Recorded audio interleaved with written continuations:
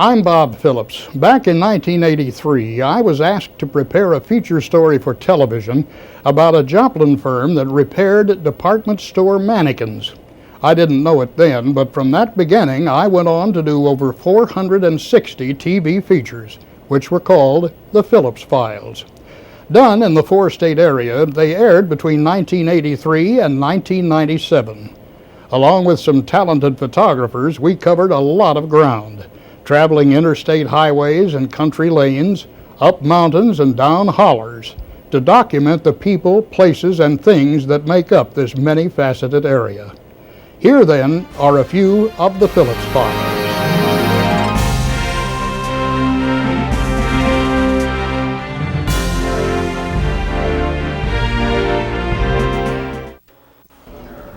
The 50,000 spectators at the recent open house and air show at Whiteman Air Force Base saw a wide variety of airplanes, from the warbirds of World War II up to the latest military aircraft.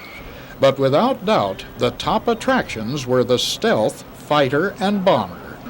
Stealth technology, super secret until fairly recently, allows these odd-shaped and highly expensive birds to avoid detection by radar. They simply vanish in flight. The twin-engine F-117A fighter, built by Lockheed, is 66 feet long, 12.5 feet high, with a wingspan of 43 feet. 59 have been built, and several of them, including this one, went into service in Operation Desert Storm in 1991. They flew some 1,200 combat missions in the desert, and not one suffered a scratch. The B-2 stealth bomber, built by Northrop Grumman at a cost of $2 billion apiece, has 4 engines, is 69 feet long and 17 feet high, with a wingspan of 172 feet. In flight, it resembles something out of a Batman movie, but it's all business, and can carry a 40,000-pound payload up to 10,000 miles. Air Force Major Scott Land regularly pilots the B-2. It's a dream to fly. I always say that after I fly, one of the hardest things about getting out of the airplane is to get the smile off my face. But it's very easy to fly. Automation, the flight control systems, and the computers takes a lot of the workload out of it. The hardest thing about it is operating the systems and just understanding how to interact with all the computers and all the aircraft systems. The stealth fighter seen at the show was just a visitor. All of them are stationed in New Mexico. But the B-2 belongs to the 509th Bombardment Wing here at Whiteman. Of the 20 B-2s in existence, this Missouri base now has 8 of them and will eventually be home to all 20, which means this high-tech wonder will become a familiar sight here in the Midwest. Up close, the stealth bombers and fighters are awesome. They're carrying on a grand tradition started by the old warbirds of World War II. At Whiteman Air Force Base, Missouri, Bob Phillips, KODE News.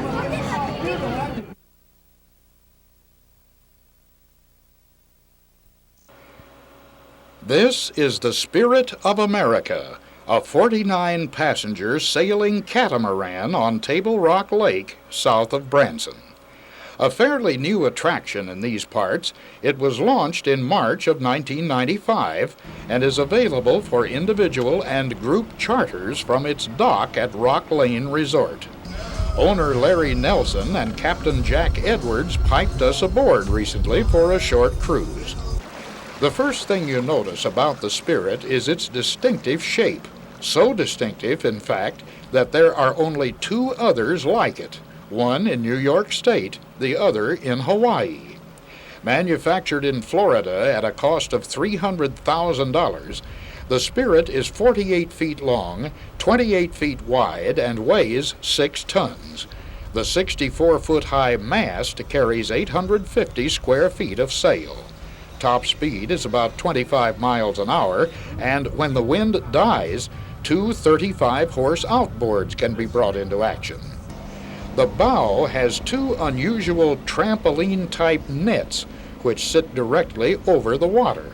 Each one supports 1,200 pounds, so you can lounge on them if you're the adventurous type. Taking a scenic cruise like this is a relaxing experience. Larry Nelson, the owner, is a veteran sailor, and he says there's something about a sailboat that sets it apart from other watercraft. Sailboat gets a life. It comes alive when you're when she responds to the wind. You start to feel the vibration, and the boat starts to talk to you, and you feel it in the helm and in your feet.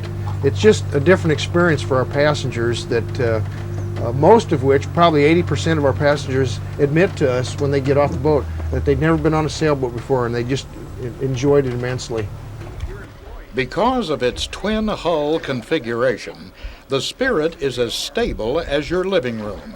It doesn't heel over in high winds like most sailboats, and it's so well designed that it's Coast Guard approved for ocean voyages.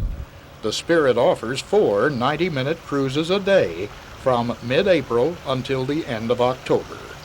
The Spirit of America is sort of the new kid on the block here at the lake, but it's a class act and it won't take people long to find it. If you haven't been on board yet, plan to come soon. This is a neat boat. On Table Rock Lake, Bob Phillips, KODE News. This is 76-year-old Kermit Lewis of rural Neosho. A longtime businessman and civic leader, he's now retired, or so he says. Following a stint in the Army Signal Corps in World War II, a teaching assignment at Old Camp Crowder, 2 terms as Newton County Clerk, a State Revenue Department official for 8 years, and Executive Director of the Joplin YMCA for 10 years, Kermit finally opted for the easy life at his 147-acre farm back in 1983. But today, he's more active than ever. 2 years after retirement, he bought 10 head of Gelb cattle in Oklahoma. A German breed, the Gelb, or yellow cow, is known for its hardiness, docility, and its lean meat. Through careful breeding, Kermit now has 55 of them, all registered.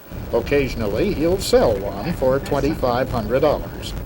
There are only 6 full-blood Gelb herds in America, and this is one of them. Overseeing a herd such as this doesn't seem like a job for a retiree, but Kermit has some thoughts on that. My advice to any retiree would be to be active in church, to be intellectually challenged, and to be physical, so that you are able to enjoy your retirement. And the only way you can do that is if you start preparing for it when you're in your 30s and 40s and 50s. When he's not occupied with his cattle, Kermit spends a good deal of time in his organic garden, where he grows tomatoes, onions, peppers, green beans, and potatoes, along with several flower varieties. And when he's not busy with his cattle and his garden, he's usually practicing his golf swing. He has a 12 handicap and hits the golf course about 4 times a week. It's a busy life for a 76-year-old, and Kermit says he has no plans to slack off. They may find me out here hitting golf balls or picking flowers or green beans or something. No, I'm not going to change my lifestyle. I'm going to be as physically active and mentally as the good Lord allows me to be. In retirement, some people choose to take it easy in a rocking chair. Others, like Kermit, choose to continue expanding their horizons both mentally and physically. Kermit says he's retired, but is he really? Near Neosho, Bob Phillips, KODE News. This is the home of Gene and Bonnie Mason in Weir, Kansas. The lawn ornaments give you a clue that this is no ordinary residence. Matter of fact, it's more of a treasure house. Inside, the Masons have amassed an astounding array of primitives and memorabilia, with some pieces dating back 100 years. Crockery, pewter, dishes, butter churns, old stoves, calendars, signs, and furniture you can't believe. Old pie safes, writing desks, a wooden washing machine, and icebox. Every room in this house is filled with priceless items from yesteryear. For the last 20 years, Gene and Bonnie have been collecting the pieces at antique shops, flea markets, and garage sales all over the four-state area. They approach their hobby from a preservationist's point of view. They're trying to save as many of these relics as they can. It seems like that we want to salvage what we can and keep it for a while before it gets all destroyed and relate back to the older times. And I was raised on a farm when I was a boy, and a lot of this stuff I remember, and we lived with it. And of course we live with it now, and we enjoy it. Bonnie likes to find pieces in really ratty condition and then refurbish them to look like new, but not to sell. Everything the Masons buy, they keep. I wouldn't ever buy something to upgrade because I like what I buy. I mean, if I like it, I'm going to keep it, you know. I don't buy it and then upgrade it for something I see that's better. You know, that wouldn't interest me. Visitors are particularly attracted to Miller's General Store, a replica of the one Bonnie's father used to own in Pittsburgh. It has everything you'd expect to be displayed 75 years ago, even down to the canned goods. Elsewhere, there's a period schoolroom, complete with a school marm, blackboards, early school books, and vintage desks. Though prime collectibles are becoming costlier and harder to find, the Masons still pick up items here and there, even though they admit they're out of space. I'll probably just still keep looking, but it'll be small things, you know, maybe. Unless I see something great big that I have to have, I suppose I'd hang it from the ceiling. But Gene and Bonnie have put together a truly amazing collection of memorabilia. Their home is a museum in every sense of the word, and it's one of the best we've ever seen. In Weir, Kansas, Bob Phillips, KODE News. This is the Jolly Trolley, which is becoming a familiar sight on the streets of Joplin. It dispenses the greatest snow on earth, snow cones, that is, and with its old-timey music and rather gaudy exterior, it's sure to draw a crowd anywhere. It's owned and operated by Don Casebeer of Joplin, who bought it in Tulsa in 1991. After operating it there for 3 years, he moved to Joplin recently, and he's been plenty busy ever since. When we caught up with him on a hot summer day, the trolley was in Schifferdecker Park, where its visit coincided with an outing by the Joplin Family-Wide Day Camp. Needless to say, it didn't take long for the kids and the trolley to find each other. Matter of fact, the trolley snow cone concept is simple. You go where the kids are. So what's on the menu? Fortified with 10 gallons of flavored syrup and 450 pounds of shaved ice, Don can whip up a snow cone in one of 19 different flavors, including such favorites as cotton candy, root beer, cherry, banana, and bubble gum? Don says cotton candy and cherry are the best sellers. He says he decided to go into the snow cone business after he saw a Jolly Trolley owned by a friend in Pittsburgh, Kansas. The moment I laid eyes on it, I knew that that's what I wanted to do.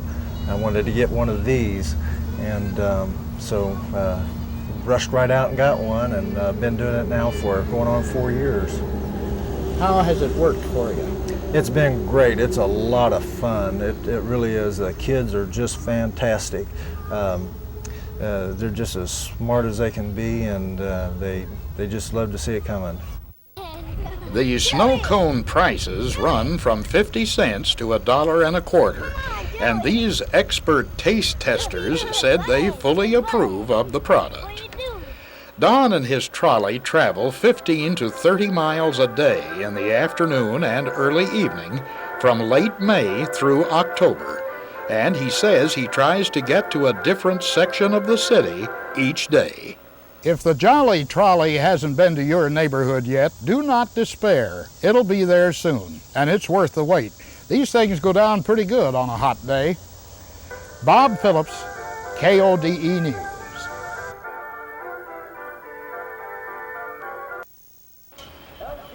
You've seen them at Camptown Racetrack, the Greyhounds, those sleek and powerful dogs that can sprint at 45 miles an hour and are the delight of spectators and gamblers alike. On 350 acres of well-kept land near Girard, Kansas, Lonnie Geyer breeds and trains champion greyhounds. His dogs race at Camptown and several other tracks across the country. There are 275 dogs here, all pedigreed and registered with the National Greyhound Association. They're housed in air-conditioned and heated kennels and are pampered outrageously. Besides being potential moneymakers at racetracks, these dogs represent a noble breed. Dating back to antiquity, the greyhound is the only dog mentioned in the Bible. It takes a lot of food to keep them going. Lonnie buys 10,000 pounds of meat a month. Fully grown, the dogs weigh between 50 and 85 pounds. Most of Lonnie's greyhounds are trained to race 5/16 of a mile, which takes about 31 seconds. And after each race, a dog will rest 3 days before competing again. Lonnie says it takes 4 months to train a greyhound.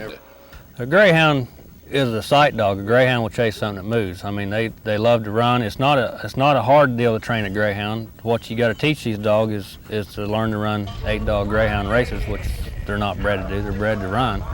The other stuff they bring with them, the speed and desire, they have that.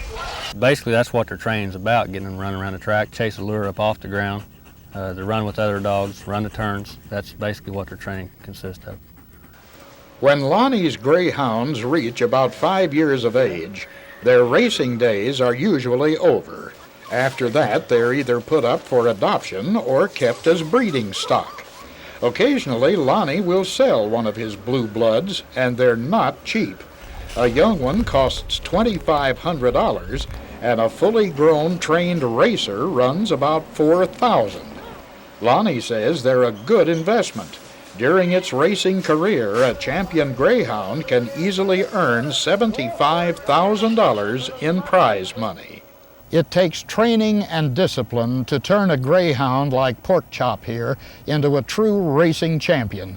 These dogs require very special care, and that's exactly what they get here at Lonnie's facility. In Girard, Kansas, Bob Phillips, KODE News. This is the most famous way in the world, Route 66, the Mother Road. It runs 2,400 miles from Chicago to Los Angeles, crossing 8 states along the way. Famous in song and story, it's considered the main street of America. Though now replaced by newfangled interstates, 66 remains a legend. Since 1925, the Eisler Brothers' old Riverton store has been a popular stopping place for 66 travelers. Originally a fruit stand, it is today the most authentic mom and pop store still operating on the highway. Here you'll find a treasure trove of 66 memorabilia, from postcards, T-shirts, and ball caps to keychains, bumper stickers, and road signs. There are maps, travel guides, and books, like author Michael Wallace's now classic Route 66, The Mother Road, and the superb video documentary Route 66, An American Odyssey. Of course, songwriter Bobby Troop is here. He wrote the national anthem for Route 66, Kicks and All. The store is operated by Scott Nelson. president of the Kansas Route 66 Association and a nephew of the original owners. He says Old 66 is enjoying a giant upsurge in popularity, which began in 1990. There'd been a lot going on, people thinking nostalgically about their past, and Route 66 had just, been out of service for about 5 years around here. And then Michael Wallace published his first book on Route 66, the Route 66, The Mother Road, came out. And with that, it was like a catalyst that just started the interest in it. There'd been interest, but this just kind of fed the flames, you might say. Scott says that of the thousands of travelers who visit the store each year, fully half of them are from overseas. Surprisingly, Route 66 is as popular abroad as it is here. He showed us his guest book, and we counted visitors from at least 13 foreign countries, including Russia. The government decertified Route 66 back in 1985, but people from all over the world still get their kicks on this old highway. As you can see from the memorabilia here, the Mother Road is alive and well. In Riverton, Kansas, Bob Phillips, KODE News. I get your kicks on Route 66.